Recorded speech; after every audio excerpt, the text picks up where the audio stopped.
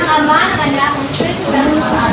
So, magandang umaga sa lahat. Magandang umaga po, Sinang Gabais, Katulong Marami. Maaari na kayong umupo. So, bago tayo magsimula, meron ko sa inyo umiba na yun sa klase? Wala, di ba? Wala. So, very good. So, bago tayo magsimula, narito muna ang layunin natin ngayong araw. So, pakibasa lang sabay-sabay. Ready, start! Layunin, nasuri ang mga kalihan at nito maniniwala sa mga. Maraming salamat. So, bago tayo magsimula, may naalala ba kayo sa inyong tinalakay noong nakaraan? Kung saan ang ating tinalakay noong nakaraan? Mito. Sa mito, no? Bago ito, ano muna ang tinalakay ninyo? Imulan na. Tungkol sa? Imulan na. Ano pa yun? Ano pa? Ang awit at? Kurido. So, ano ang pinagkaiba ng awit at ng kurido? Mabilis. Ano ang mabilis?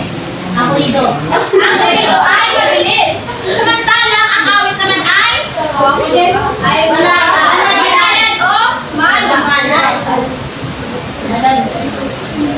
So ngayon, mayroon muna akong masasagutan sa inyo. So nakita niyo ba ang larawan na ito? So ang gagawin niyo lamang ay hukuyin niyo kung ano ang pinapahiwatig sa larawan na ito.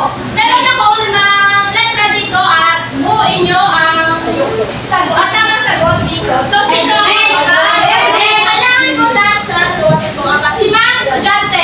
1, 2, 3, 4, 5.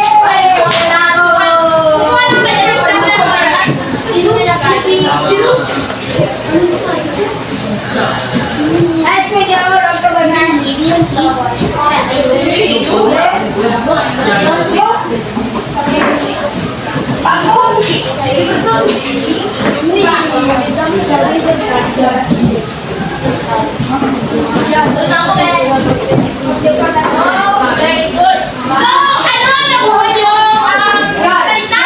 Gosh, very good.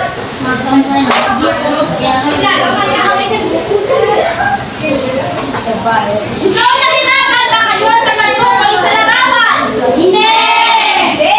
So, paglaki niyo, gusto niyo rin ba maging judge? Hindi. Hindi, bakit? Bakit hindi niyo gusto? Dahil gusto niyo. Career, no? O, ano ba? Ano ba gusto niyo kung engineer. Okay. Kaya ka na lang maging judge?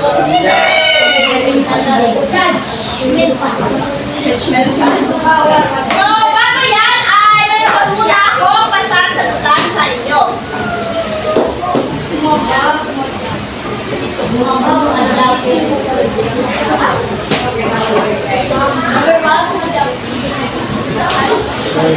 So, ngayon, kailangan ko ng ulit ng ibang estudyante para sagutan ang quiz. So, tapos ka na kanina, diba? Number 1. Ako, miss. Ay, siya na. Ako, miss. 2, 3, 4. Tapos na dito. Miss, tapos na sa gitna. Sino to ka ng number 1? Number 1? Silver bell. Number 1. Si Perfect.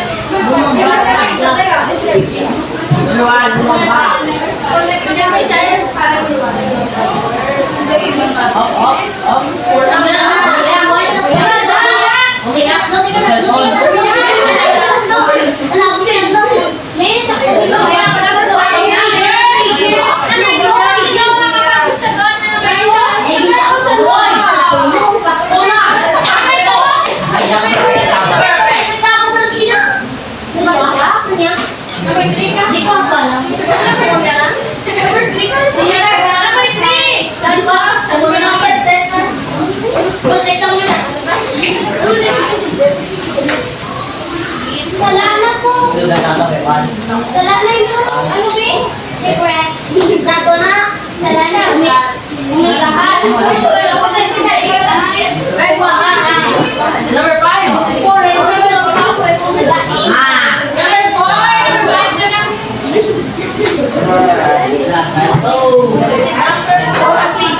Number 5, police.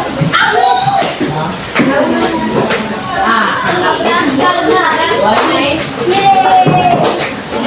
So, maraming salamat. So, ngayon naman, tingnan natin kung tama ang inyong mga sagot. So, number 1 is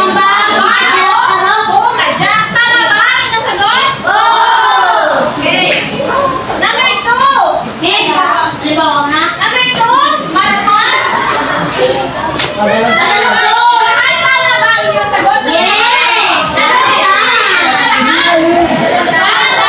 Dalos. Next is Whitby. Yes, tama ba? Next is Halihing. Halihing ano?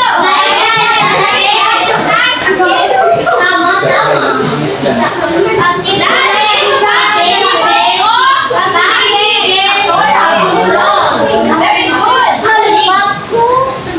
So, ngayon, ang ating tatalakayin ay tungkol sa mito. So, meron ba kayong ideya kung ano ang mito? Yes? Stand up. May ideya ka ba kung ano ang mito? Tungkol sa mga Diyos, stand now. Ano pa? Diwata. Ano pa? Hayop. So, tingnan natin kung tama ang inyong mga kasagutan. So, ano nga ba ang mito? Pakibasa ng sabay-sabay. Start!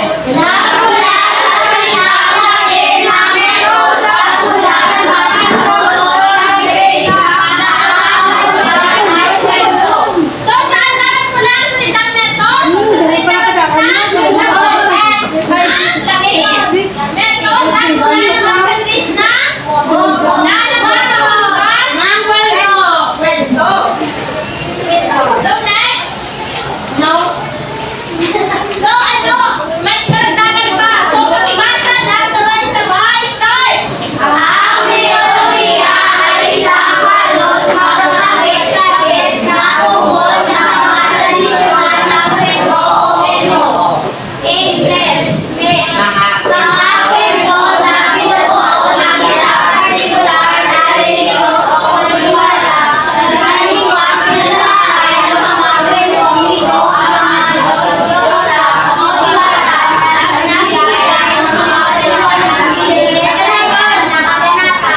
So, ang meto daw ay nabuo dahil sa mga iba't ibang paniniwala ng mga reliyon. At ang meto raw ay karaniwang pumapaksa sa mga Diyos at Diyosa, mga diwata, at nagbibigay paliwanag hingin sa mga kaganapan sa ating paligid. So, mayroong katalian ang meto at ang una ay pakibasa. Unang katalian ng meto sa unang katalian ng meto, pakibasa.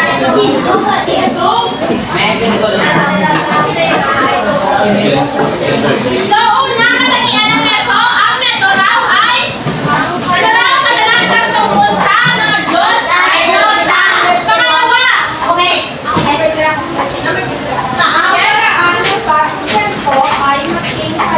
Katalikhala.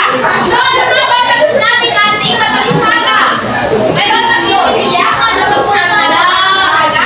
Hindi ka panipaniwala o mga may kababalaghan.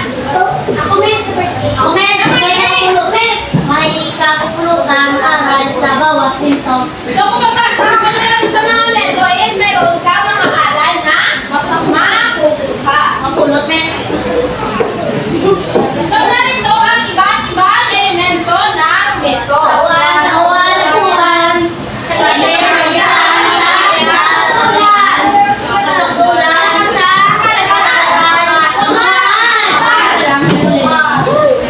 So, unang elemento ng meto is ang tauhan. Sino ang maaaring makapagbasa? Tauhan, sino ang makapagbasa? Wala? Yes, I am.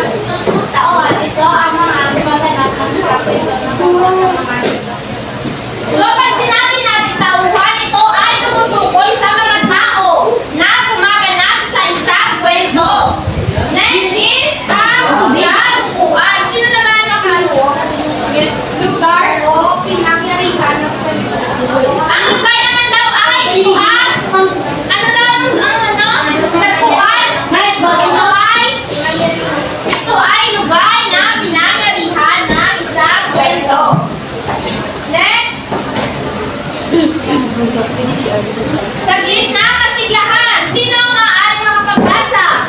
Oceana, Mermaid, sino naman? Fly naman? O, duwala sila? O, sino ka? Yes! Yes. Ito ang panandalian at pagkakito ng mga kawan na ultimate ang tolerante o malaki dahil sa kwento. So, pag sinabi naman natin sa gitna ng kasiglahan, dito, nagtatagpo, una nagtatagpo ang mga tauhan bago sila magkaroon ng problema o suliraning solusyonan. Next is ang tungkalian. Sino ang maaaring makapagpasa? Janet! Ang diwata sa mundo ay ang diwata ay si Mariang Sinubuan. Siya ay isang diwata. Mayroon siyang hukuman na nag-iisa-isang na katarungan at pag-ibig. Sa kanyang hukuman, nagtuturo ang mga tao ang halong nagkakala sa Diyos at ayat upang magsubok at pag-inang tayo. Isang araw, narinig ni Mariang Sinubuan ang tungkoy ng ibig at Diyos. Tinatawag niya ang Martínez sa kanyang hukuman. Halos maduro ang puso niya sa lupot nang ipakita ng Martínez ang sirang ugat at pasal ng Ano ang nangyari sa iyong ugat? Nangulitin? Tanong ni Maria kay Martínez.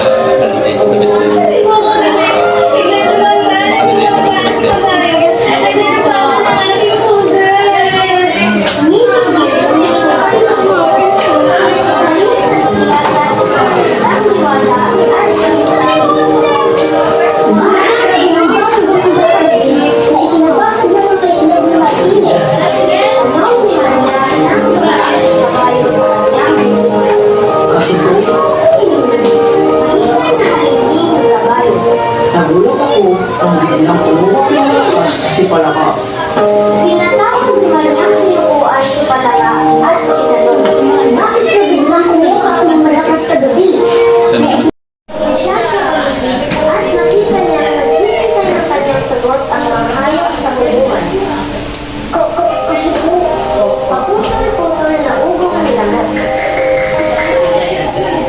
Hinaharap ko si Alimango. At bakit naman hindi ako makagitak sa paghanap ni Alimango? Kasi po, gusto ko po gumanti sa ginawa niya sa akin. Nung isang linggo, bigla na naman niya akong sinipin. Mabuti at hindi na nasipit ang aking leeg. Pero nasulatan ang aking isang paa. Nawala ang pagtitindig at galit na ulo ko. Walong magaling na ang aking paa.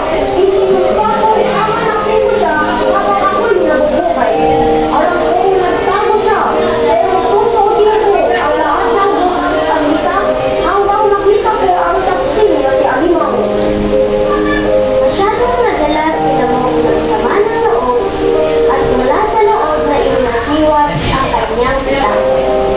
Hindi sinasadya, ulas ang kita sa kanyang kamay at hindi nang tamaan sa ulo si Palaka. Sa takot, nagkakalugad at bumukak ng malakas si Palaka. Dahil nagulat, bumamba ng bumamba si Babayo. Dala-dala ang kanyang bahay na nagtago sa ito. Naglingas ang apoy ni Alagakgam at lumipad na dala ang pugad ni Martínez. Tinaas ng magandang liwanag ng arayat ang kanyang kamay para payapain ang lahat. Pagkatapos, tinuro niya si Lamok at nagwika. Masyado kang malas, Lamok! Nagulo ang aking dahilian nang dahil lamang sa sama ng iyong loob kay Alimango. Dapat mong malaman na ang karahasan ay nagtutulot ng kapahamakan. Pinagawanan niyang magdala uli ito ng kita. Pagkatapos,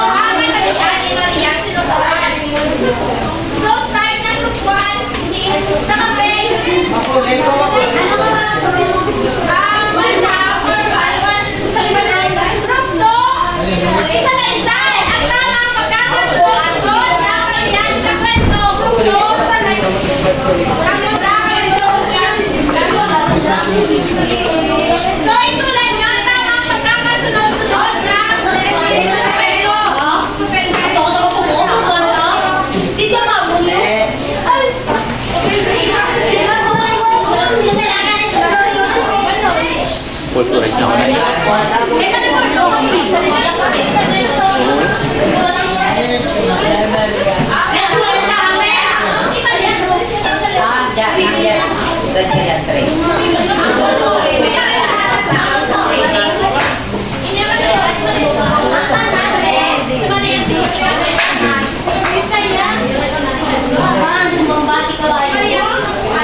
Ano may mo yan?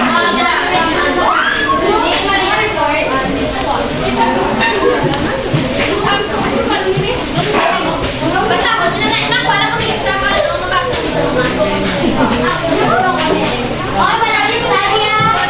Ano,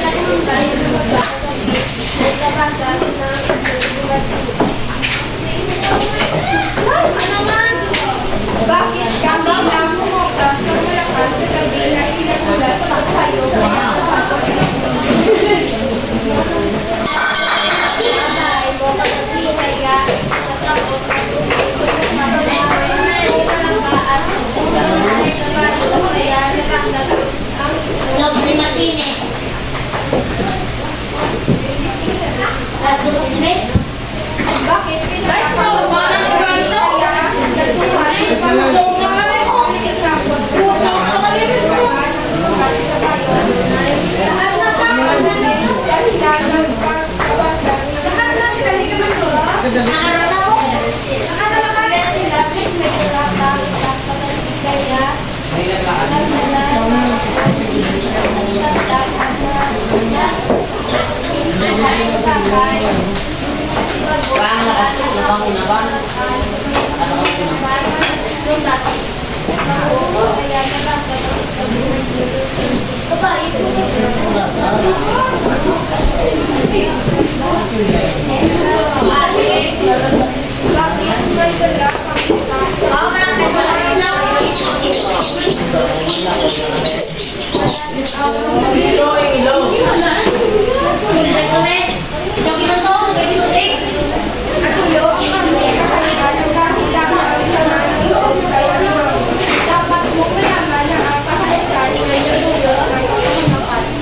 So maraming salamat. So bigyan ng limang palakpak ang puso.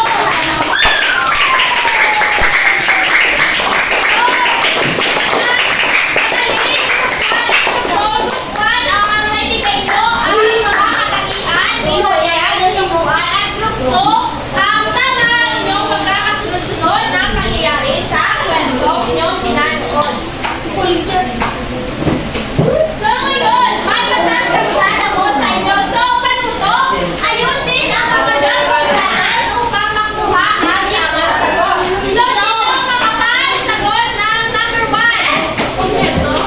Gandang pakibasa mo na ang tanong.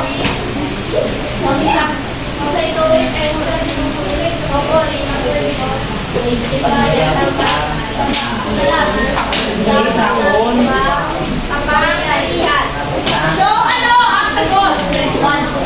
Ang sagot ay neto number 2.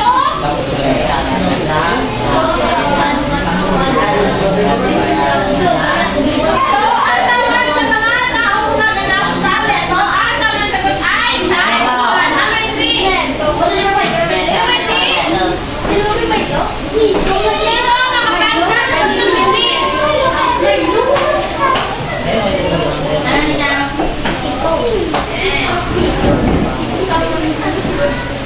Number 3, sino ang makapagbasa?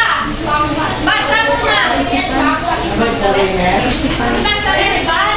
Naisip. Next.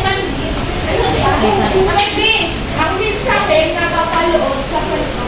Ano? Kaisipan. Kaisipan. Tama. Next. Number 4. Sino ang makapagsagot?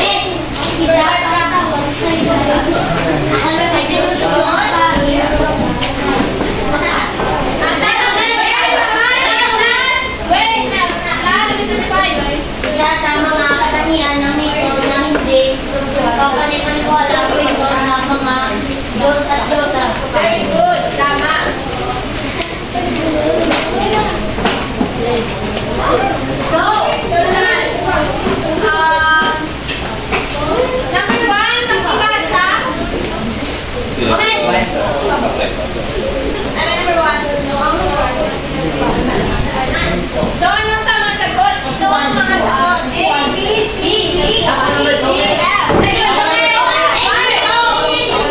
Tamang sagot ay D. Number 1, number 2. Ako ang mga taong nagsiganap sa kwento. Tawan. Tawan, letter A. Next, number 3. Sino ang maaaring makapagsagot number 3? Number 3, makibasa. Paula pa sa sarili, paula pa sa paula. Ay, may patay. Ang kanina ko na Ang tamang sagot ay ito. Number 4. Number 4. Katapusan ng kwento. And last number. Sino ang maaaring makapagsagot? Number 5.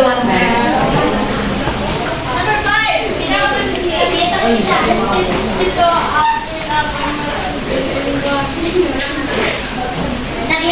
Saglit ang bigal.